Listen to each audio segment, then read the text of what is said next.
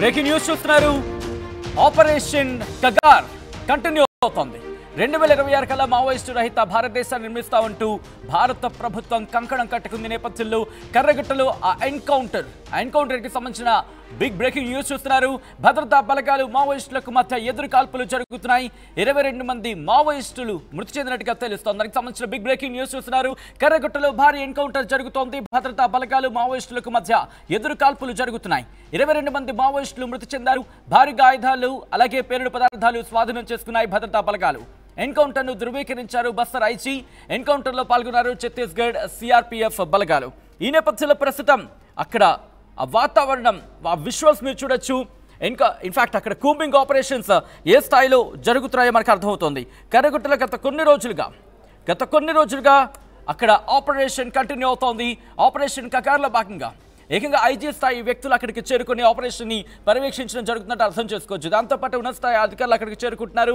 మావోయిస్టులు కూడా శాంతి చర్చలకు రావాలంటూ పిలుపునిచ్చినప్పటికీ ఎక్కడ కూడా తగ్గేదే లేదన్నట్టుగా ఇటు భద్రతా బలగాలు ముందుకు వెళ్తున్నాయి. ఇటు లేటెస్ట్ టెక్నాలజీని ఉపయోగించి అక్కడ కూంబింగ్ ఆపరేషన్స్ జరుగుతున్నాయి. మరి ముఖ్యంగా డ్రోన్స్తో ఎక్కడ ఎవరున్నారనేది గుర్తించి ఆ గుర్తించిన అంశానికి సంబంధించి దానికి తదనుగుణంగా ముందుకు వెళ్లే ప్రయత్నం జరుగుతోంది భద్రతా బలగాలు. ఇప్పుడు ఈ రోజు ఎన్కౌంటర్లో 22 మంది మావోయిస్టులు మృతి చెందినట్టుగా తెలుస్తోంది. కర్రగుట్టలో ఎన్కౌంటర్కి సంబంధించి మరింత సమాచారం మా ప్రతినిధి వెంకటరత్నం అందిస్తారు. Venkataratnam, present combing operations continue అవుతున్నాయా? అక్కడ పరిస్థితి ఏంటి? 16వ రోజు కూంబింగ్ కొనసాగుతుంది. ఆపరేషన్ కర్రెగుట్ట, సేవ్ కర్రెగుట్టల పేరుతో కొనసాగుతున్నటువంటి ఈ కూంబింగ్ మాత్రం ఇప్పటి వరకు 16 రోజుకు చేరినటువంటి నేపథ్యంలో ఇక్కడ దీనికి సంబంధించి బస్తర్ రేంజ్ అధికారులు మాత్రం ఒక మీడియా సమావేశం నిర్వహించారు నిన్న. దీనికి సంబంధించి కూడా ఇప్పటి వరకు 10 మంది మావోయిస్టులు చనిపోయారని చెప్పి వాళ్ళు అధికారికంగా ప్రకటించారు. ఇంకా ప్రకటించాల్సినటువంటి అవసరం ఉంది. గత కొద్ది రోజులు కంటే ఆపరేషన్ ప్రారంభించినటువంటి 2వ రోజులోనే దాదాపు 4 చనిపోయారు. ఆ తర్వాత మరో 6 మావోయిస్టులు కూడా చనిపోయారని చెప్పి అన్నారు. ఇప్పుడు కంటిన్యూగా ఎదురు కాల్పులు కొనసాగుతున్నాయన్నట్టుగా తెలుస్తుంది. ఈ ఎదురు కాల్పుల్లో నిన్న 6 చనిపోయినట్టుగా స్పష్టంగా తెలుస్తుంది. మొత్తం వీళ్ళు ప్రకటించిన విధంగా 10 మంది మావోయిస్టులు మాత్రం అధికారికంగా వీళ్ళు ధృవీకరించారు. కానీ నిన్నటి నుండి ఇంకా కంటిన్యూగా కాల్పులు కొనసాగుతున్నటువంటి నేపథ్యంలో ఇక్కడ మరో 12 మంది కూడా చనిపోయినట్టుగా ఒక వార్తలు వస్తున్నాయి. ఈ 12 మందిని మాత్రం ప్రభుత్వం అధికారికంగా ధృవీకరించాల్సినటువంటి పరిస్థితి. ప్రస్తుతానికైతే 10 మందిని మాత్రమే అధికారులు ధృవీకరించారు. ఇంకొక 12 మంది చనిపోయారా లేదా అన్నటువంటి ధృవీకరించాలి. కానీ విశ్వసనీయ సమాచారం ప్రకారం మాత్రం మరో 12 మంది అంటే ఇప్పటి వరకు జరుగుతున్నటువంటి మావోయిస్టు అలాగే భద్రతా బలగాల ఆ పోరులో మాత్రం ఇక్కడ 22 మంది చనిపోయినట్టుగా వార్తలు వస్తున్నటువంటి పరిస్థితి కనిపిస్తుంది. ఇక్కడ దీనికి సంబంధించి ఆపరేషన్ కగార్లో భాగంగా ఒక ఉన్నతమైనటువంటి శ్రేణి టెక్నాలజీని కూడా ఉపయోగిస్తున్నటువంటి నేపథ్యంలో ప్రస్తుతానికి మావోయిస్టుల కదలికలు కూడా గుర్తిస్తున్నటువంటి పరిస్థితి. ఒక అత్యాధునిక డ్రోన్ల సహాయంతో ఇక్కడ హ్యూమన్ రికగ్నైజ్డ్ టెక్నాలజీని కూడా గుర్తుపడుతున్నారు. ఎందుకంటే ఇంకా మావోయిస్టులు మొత్తం అటవీ ప్రాంతం కావడంతో మనుషుల కదలికలను కనిపెట్టేటువంటి ఒక టెక్నాలజీని కూడా ఇక్కడ గుర్తిస్తున్నట్టుగా తెలుస్తుంది. వీటన్నిటిని దృష్టిలో పెట్టుకుని మొన్నటి వరకు అసలు ఆ కూంబింగ్ ఆపరేషన్ కొనసాగుతున్నటువంటి నేపథ్యంలో మావోయిస్టులు ఉన్నారా లేరా అనే ఒక సందిగ్ధం అయితే కనిపించేది. కానీ ఆపరేషన్ కగార్లో భాగంగా నిన్న కూడా ఎన్కౌంటర్ ప్రారంభమైంది. ఇది కంటిన్యూగా కొనసాగుతున్నటువంటి వార్తలు వస్తున్నటువంటి నేపథ్యంలో ఇప్పుడు ప్రస్తుతానికి ఇంకా 6 చనిపోయారు. వీటన్నిటిని దృష్టిలో పెట్టుకొని కూడా మనకు విశ్వసనీయ సమాచారం ప్రకారం మాత్రం ఇంకా కొనసాగుతూనే ఉంది. ఇంకా చనిపోయేటువంటి అంటే 12 మంది చనిపోయినట్టుగా వార్తలు వస్తున్నాయి. ఈ నేపథ్యంలో కూడా ప్రభుత్వము అలాగే అధికారులు ధృవీకరించాల్సినటువంటి అవసరం ఉంది. ఇప్పటి వరకు ఇక్కడ వెంకటాపురం మండల కేంద్రానికి సంబంధించి కూడా హెలికాప్టర్లు కూడా చక్కర్లు కొడుతున్నటువంటి పరిస్థితి కనిపిస్తుంది. అయితే ఇక్కడ ప్రస్తుతానికి వెంకటాపురం మండల కేంద్రాల్లో కూడా నిన్నటి వరకు వెంకటాపురం మండల కేంద్రం నుండి హెలికాప్టర్లో సామాగ్రిని అంటే సైన్యానికి సంబంధించినటువంటి ఆహార పదార్థాలు వీటన్నింటినీ తరలిస్తున్నారు. కానీ నిన్న మాత్రము అతి సమీపంలో కింది నుండి అంటే గ్రామాలకు కర్రెగుట్టకు ఆనుకొని ఉన్నటువంటి సమీప గ్రామాలను మొత్తం హెలికాప్టర్ల కింది నుండి కూడా చక్కర్లు కొట్టడం కూడా ఒక భయాందోళనలో ఆదివాసీ గూడెలు ఉంటున్నటువంటి పరిస్థితి. ఇవన్నీ జరుగుతున్నటువంటి క్రమంలో ఇప్పుడు మావోయిస్టులతో పాటు ఇక్కడ ఆపరేషన్లో పాల్గొంటున్నటువంటి జవాన్లకు కూడా ఇక్కడ ఐఈడి బాంబులు పేలి కూడా వాళ్ళకు కూడా గాయాలైనటువంటి పరిస్థితి. ఇప్పటికీ 3 జవాన్లకు ఐఈడి బాంబులు పేలి వీళ్లకు దాదాపు కాళ్ళు కూడా పేలిపోయినటువంటి పరిస్థితి. వీటందరికీ బీజాపూర్కు తరలించి హెలికాప్టర్లో తరలించి చికిత్స అందిస్తున్నటువంటి ఆ సిచ్యువేషన్స్ కూడా మనం చూస్తూనే ఉన్నాం. కానీ ఇప్పటి వరకు మాత్రం పోలీసులు అలాగే భద్రతా బలగాలు ఇంకా జరిగి ఉండొచ్చు, కానీ వీళ్ళు అధికారికంగా ధృవీకరించడంలో కూడా ఒక ఆలస్యం అవుతున్నటువంటి నేపథ్యంలో స్ట్రాటజీ ఉందన్నటువంటి కోణంలో కూడా ఆలోచిస్తున్నారు. ఇప్పటికీ ఛత్తీస్గఢ్కు సంబంధించినటువంటి ఇంటెలిజెన్స్ హైలీ ఇంటెలెక్చువల్ మీటింగ్ కూడా జరిగింది. అందులో కూడా ఇక్కడ ప్రథమ శ్రేణి నాయకులు ఎవరైతే ఉన్నారో మావోయిస్టు పార్టీకి సంబంధించినటువంటి వాళ్ళందరూ కూడా తప్పించుకొని పోయారన్నటువంటి ఒక అనుమానాలు కూడా వీళ్ళు వ్యక్తమవుతున్నటువంటి నేపథ్యంలో ద్వితీయ శ్రేణి సంబంధించినటువంటి మావోయిస్టులే ఇక్కడ ఉన్నారు అన్నటువంటి ఒక సమాచారం. వాళ్ళు కూడా దగ్గర 1500 నుండి 2000 మంది వరకు ఇందులో ఉంటారు. ఇక్కడ హిడ్మా దళంతో పాటు అలాగే సుజాత దళము అలాగే దామోదర దళం వాళ్ళ శ్రేణులు మాత్రం ఇక్కడ ఉన్నారు. నాయకులు మాత్రం తప్పించుకొని పోయారు అన్నటువంటి కోణంలో కూడా వీళ్ళు ఒక ఇంటెలిజెన్స్ సమాచారం కూడా అందుతుంది. వీటన్నిటిని దృష్టిలో పెట్టుకుంటే అలా పోలీసులు ఏం జరుగుతుంది అన్నటువంటి కోణంలో ఆపరేషన్ కి సంబంధించి ఆపరేషన్ కగార్లో భాగంగా కర్రగుట్ట దగ్గర మరిన్ని భద్రతా బలగాలు చేరుకునే అవకాశం కనిపిస్తోంది. ఇప్పటికే 20,000కు పైగా భద్రతా బలగాలు అక్కడికి చేరుకున్నట్టుగా తెలుస్తోంది. ఇప్పటికీ 26,000 మంది భద్రతా బలగాలు చేరుకున్నట్టుగా అక్కడ అధికారుల సమాచారం కూడా అందింది. దాంతో పాటు నిన్న మొన్న జరుగుతున్నటువంటి పరిణామాలను దృష్టిలో పెట్టుకుంటే ఇంకా భద్రతా బలగాలు ఇక్కడ కర్రెగుట్టల నుండి అలాగే ఛత్తీస్గఢ్ తెలంగాణ బార్డర్లో ఉన్నటువంటి కొత్తపల్లి గ్రామ సమీపానికి కూడా వేలాది మందిగా పోలీసులు మరింత మంది చేరుకుంటున్నట్టుగా తెలుస్తుంది.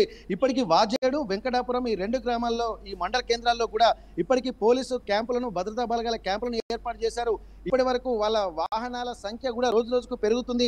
వాళ్ళు ఉదయం లేచి ఆ డ్రిల్ చేస్తున్నటువంటి సమయాన్ని బట్టి కూడా చూస్తుంటే అర్థమవుతుంది. అక్కడ చుట్టుపక్కల గ్రామస్తులను కానీ సమీప ప్రజల్ని కానీ ఎవరిని ఆ పరిసర ప్రాంతాలకు కూడా వాళ్ళు వెళ్ళనివ్వడం లేదు.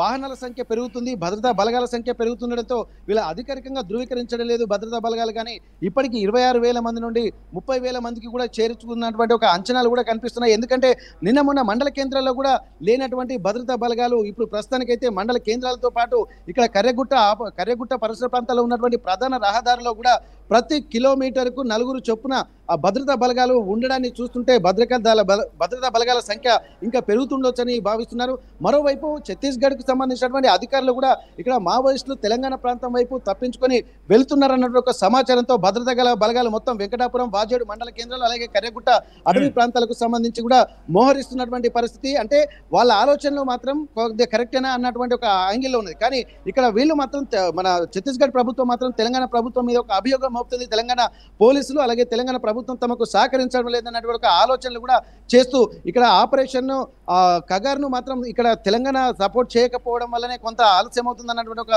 ఆలోచనలు కూడా వాళ్ళు చేశారు. కానీ వీటన్నిటిని కూడా తెలంగాణ ప్రభుత్వము కొట్టివేస్తుంది. ఎందుకంటే అసలు తెలంగాణ ప్రభుత్వము అలాగే తెలంగాణ పోలీసుల ప్రమేయం లేకుండానే వీళ్ళు అక్కడ ఛత్తీస్గఢ్ భద్రతా బలగాలు మాత్రం ఇక్కడ కూమింగ్ నిర్వహిస్తున్నాయి. తెలంగాణ పోలీసుల ప్రమేయాన్ని కూడా ఇక్కడ అవసరం ఉంటే ఒక ఇన్స్ట్రక్షన్ తీసుకుంటున్న తప్ప వీళ్ళని అందులో స్ట్రాటజికల్ గా వాళ్ళని అందులో ప్రమేయం లేకుండానే చేస్తున్నటువంటి పరిస్థితి. వీటన్నిటిని దృష్టిలో పెట్టుకుంటే ఒక ఏమోహం పెడమోహంగానే ప్రస్తుతం ఉన్నటువంటి పరిస్థితి. తెలంగాణ పోలీసుల భద్రతా బలగాలకు సంబంధించి కూడా వీళ్ళ యొక్క పాత్రను కూడా వాళ్ళు యాక్సెప్ట్ చేయట్లేదు. అంటే ఈ కొంత వీళ్ళు ఏమైనా సపోర్ట్ చేస్తున్నారు. ఎందుకంటే ఇప్పుడు తెలంగాణ రాష్ట్ర వ్యాప్తంగా కూడా కొన్ని ప్రజా సంఘాలు అలాగే ఆదివాసీ సంఘాల నుంచి వస్తున్నటువంటి ఒత్తిడి నిరసనల నేపథ్యంలో తెలంగాణ ఇప్పటికే మాజీ సీఎం కేసీఆర్ కూడా దీనిపై స్పందించారు. కర్రెగుట్ట ఆపరేషన్లు కూడా నిలిపివేయాలన్నటువంటి పరిస్థితి. ఇప్పటికీ ప్రజా సంఘాలతో పాటు మేధావి సంఘాలు కూడా ఇప్పటికీ రేవంత్ రెడ్డిని సీఎంను కలిసి ఇక్కడ విరమించాలని విజ్ఞప్తి చేసినటువంటి నేపథ్యంలో వీళ్ళు కొంత ఉదాసీనంగా ఉంటున్నారా అన్నటువంటి ఆలోచనలు కూడా ఛత్తీస్ ప్రభుత్వం చేస్తుంది. అంటే తెలంగాణ ప్రభుత్వం మాకు సహకరించడం లేనటువంటి కోణంలోనే వాళ్ళు ఉన్నారు. అయినా చేసినా చేయకపోయినా ఇవి కేంద్ర బలగాలతో పాటు ఛత్తీస్గఢ్ బలగాలు మేము ఖచ్చితంగా ఆపరేషన్ కర్రెగుట్టల కొనసాగుతూనే ఉంటుంది. సేవ్ కర్రెగుట్ట పేరుతో భద్రతా బలగాలు అక్కడ మోహరిస్తూనే ఉంటాము. ఇక్కడ గత కొద్ది రోజుల నుంచి అంటే ద్వితీయ శ్రేణి నాయకత్వం ఉంది అంటూ కూడా పోలీసుల్లో చర్చ జరుగుతున్న నేపథ్యంలో లేకపోతే భద్రతా బలగాల్లో చర్చ జరుగుతున్న నేపథ్యంలో ఏం చేయబోతున్నారు, ఎటువంటి వ్యూహంతో వెళ్లే అవకాశం కనిపిస్తోంది? ఇది మరికొన్ని రోజుల పాటు ఇంకా కంటిన్యూ అవకాశం ఉందా? ఎటువంటి వ్యూహంతో వెళ్తున్నాయి భద్రతా బలగాలు? అయితే భద్రతా బలగాలకు ఒక స్ట్రిక్ట్లీ ఇన్స్ట్రక్షన్స్ కూడా ఉన్నట్టుగా గత కొద్ది రోజులుగా పరిణామాలను చూస్తుంటే మనకు అర్థమవుతుంది. భద్రతా బలగాల సంఖ్య పెరుగుతుండడము అలాగే భద్రతా బలగాలు కర్రెగుట్టల లోపలికి వెళ్ళి బేస్ క్యాంపులను ఏర్పాటు చేయడానికి ఇక్కడ మనం ప్రధానంగా గమనించాల్సింది. ఎందుకంటే బేస్ క్యాంపులు ఏర్పాటు చేయడం వల్ల మావోయిస్టులు అక్కడ ఉన్నా కానీ కొంతమంది తప్పించుకున్నా కానీ అక్కడే ఉండి ఆపరేషన్ కంటిన్యూ చేయొచ్చు. ఎందుకంటే ఒకవేళ భద్రతా బలగాలు బేస్ క్యాంపులు ఏర్పాటు చేయకుండా మళ్ళీ కర్రెగుట్టలకు పోవడం అనేది ఈ యొక్క ప్రహసనంగానే మారుతుంది తప్ప ఇదివరకు కూడా గతంలో 2-3 సార్లు వెళ్ళి విఫలమైనటువంటి పరిస్థితి. భద్రతా బలగాలు కూడా చాలా భారీ నష్టం జరిగినటువంటి పరిస్థితి. వీటన్నిటిని దృష్టిలో పెట్టుకొని ఇలా చేస్తే బాగుండదు కాబట్టి ఇక్కడ భద్రతా బలగాలను బేస్ క్యాంపులు ఏర్పాటు చేసి ఇటు ఛత్తీస్గఢ్లో ఒకటి, అలాగే తెలంగాణ బార్డర్లో ఒకటి, అంటే 2 బేస్ క్యాంపులను ఇప్పటికే ఏర్పాటు చేశారు.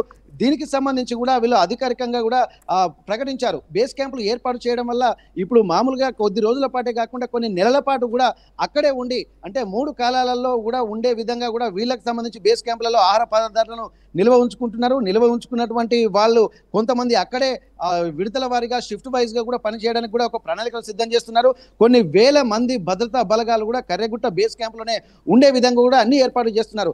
దీనికి సంబంధించి కూడా ఛత్తీస్గఢ్ ప్రభుత్వం కూడా అధికారికంగా వాళ్ళు ప్రకటించారు.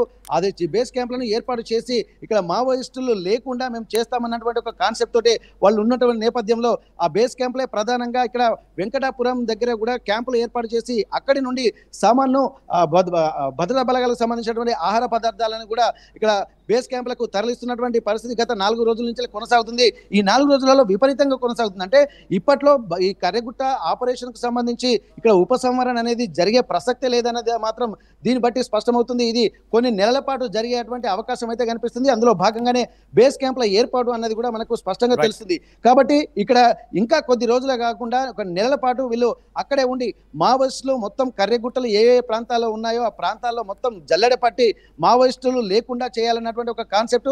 అలాగే ఇప్పటి వరకు వాళ్ళు సొరంగ మార్గాలతో పాటు కొన్ని డెన్లను కూడా గుర్తించారు. ఒకేసారి 1000 మంది తలదాచుకునేటువంటి ప్రాంతాలు కూడా ఉన్నాయి కాబట్టి వాటన్నిటిని కూడా స్వాధీనం చేసుకుని మావోయిస్టులు ఉంటే వాళ్ళను హతమార్చాలన్నటువంటి ఒక లక్ష్యము, లేకపోతే మళ్ళీ మావోయిస్టులు రాకుండా కూడా కర్రెగుట్టల్ని ఆధీనంలోకి తీసుకోవడం, ఈ 2 ప్రణాళికలు కూడా ఇందులో కనిపిస్తున్నట్టుగా స్పష్టంగా తెలుస్తుంది. కానీ ఓవరాల్ గా చూసినట్టయితే ఇప్పట్లో కర్రెగుట్ట ఆపరేషన్ విరమించేటువంటి పరిస్థితులే కనిపించలేదు. ఇంకా నెల రోజులకు పైగా కొనసాగేటువంటి అవకాశం ఉంటుంది. భద్రతా బలగాల సంఖ్య పెరుగుతున్నటువంటి నేపథ్యంలో ఇప్పటికే రాకెట్ లాంచర్లు ఇవన్నీ కూడా వాళ్ళలో అత్యాధునికమైనటువంటి ఆయుధాలు, వెపన్లు కూడా వాళ్ళలో ఉన్నటువంటి నేపథ్యంలో ఇది తీవ్ర రూపం దాల్చే పరిస్థితి కనిపిస్తుంది. సచిన్, రైట్ వెంకటరత్నం, మొత్తం అయితే మాత్రం ఆపరేషన్ కగార్లో భాగంగా ఆపరేషన్ కర్రెగుట్ట అక్కడ భారీ ఎన్కౌంటర్ జరిగింది. కర్రెగుట్టలో భద్రతా బలగాలు మావోయిస్టులకు మధ్య ఎదురు కాల్పులు చోటు చేసుకున్నాయి. 22 మంది మావోయిస్టులు మృతి చెందారు. ఈ ఎన్కౌంటర్లో భారీగా ఆయుధాలని స్వాధీనం చేసుకున్నారు భద్రతా బలగాలు. దీంతో పాటు పేలుడు పదార్థాలను కూడా స్వాధీనం చేసుకున్నారు. ఎన్కౌంటర్ను ధృవీకరించారు బస్తర్ ఐజీ. ఎన్కౌంటర్లో పాల్గొన్నారు ఛత్తీస్గఢ్ సిఆర్పీఎఫ్ బలగాలు.